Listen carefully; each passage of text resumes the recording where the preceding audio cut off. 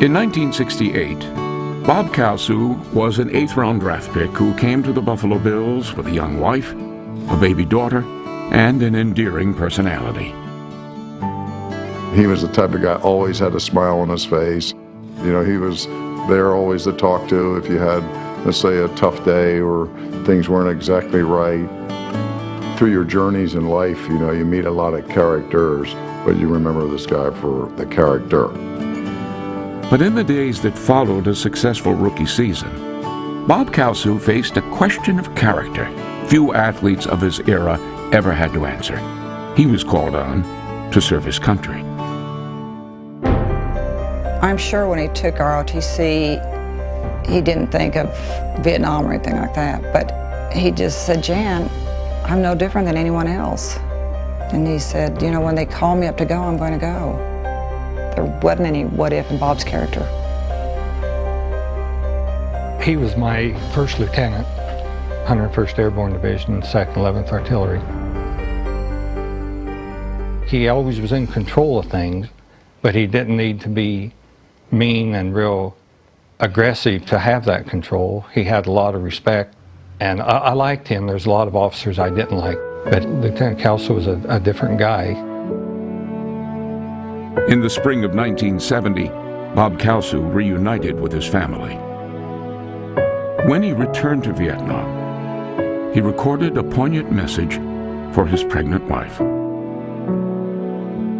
Jan, I love and miss you very much. Think about you all the time. And you too, Jill. And also you, baby Kay, even though you're not born yet. My last letter that I received from him talks about that the North Vietnamese are all around us and we're in heavy mortar area. At times it was just so much that you couldn't be out. There was mortar rounds and rockets coming in everywhere. I had taken a piece of shrapnel in my hand, and he come down and checked on me. Lieutenant Kalsu told me I could get off the hill if I wanted to. And I noticed that he had a bandage on his left shoulder where he had been nicked by shrapnel. And I thought, if he's staying, then I'm staying. 2 days later in Oklahoma City, Robert Kalsu Jr. was born. I knew Bob was just going to be so excited that he had a son to go with our daughter. Then my doctor comes in and he says, Jan, he said, there's going to be a soldier who's going to come talk to you. And I knew then, but I just said, Bob's been killed, hasn't he? And he just,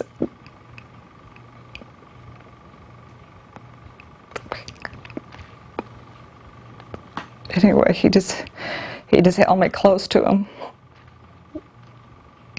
And the soldier came in and, you know, of course they have to say it officially, I'm sorry to inform you, your husband, First Lieutenant James Robert Kalsu, was killed in battle. And I remember, you know, because you don't think, I remember grabbing a hold of Jill and saying, Daddy's gone, you know.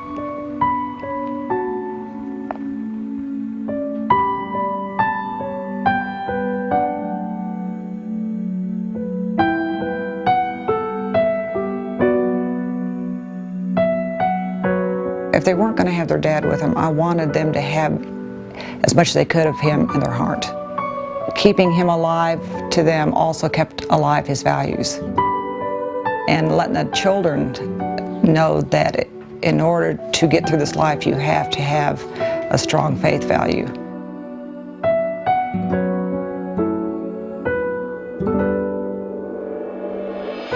As they grew up, Bob and Jill Kalsu learned about their father.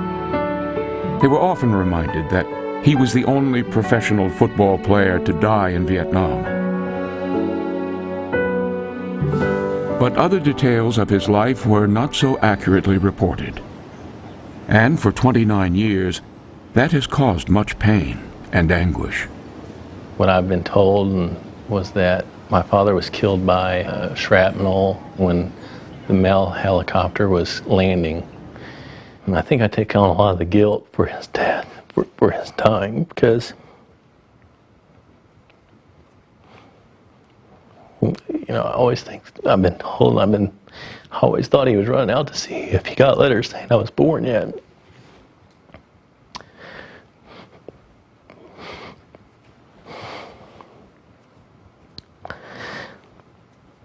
You know, so growing up, I always wondered if I was the reason why he died.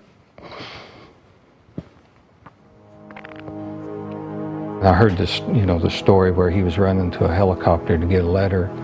And I mean, that was the farthest thing from the actual truth. And I didn't know why, you know, I figured the Army would tell him just how it happened. But it was so mixed up.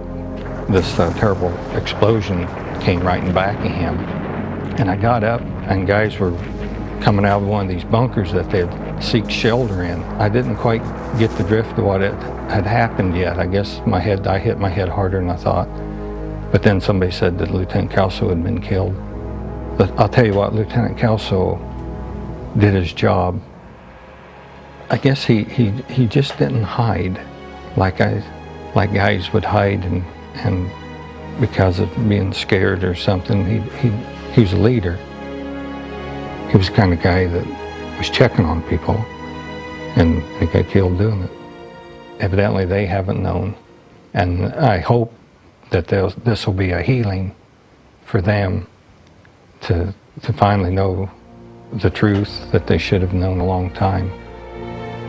What he represented, I think I've drawn on that, and I guess through my life, I didn't want to kind of let him down.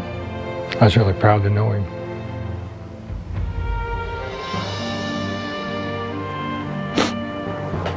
I'm proud to serve under him.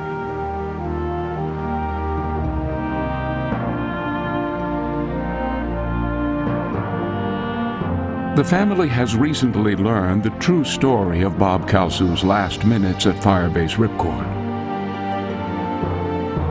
While there's finally been closure on how he departed from the earth, there's never been any doubt about his spiritual presence in their lives. In that regard, Bob Kalsu has never died. At the wedding, I truly believe my father was there. It goes back to, I think some of the hardest thing may have been on my father because he's missed out also on being that father and getting to see his children marry and getting to hold his grandchildren.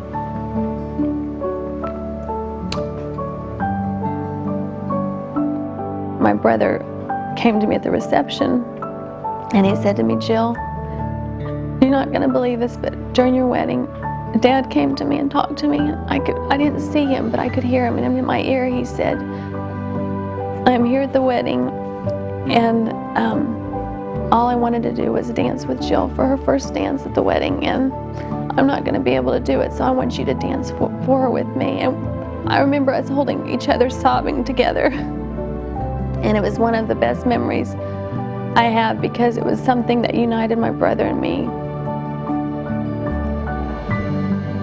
As it was coming closer to an end, I saw my dad sitting in the chair. Everyone always relays stories about his big laugh and his big smile, and you know, he was sitting there with a big smile. You know, proud of my sister and proud of me for, you know, getting this far.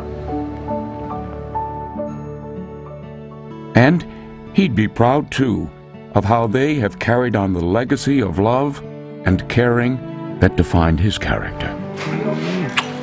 Oh, your dad loves you. You want to get that, don't you? First, Jan, let me tell you how much I love you and miss you.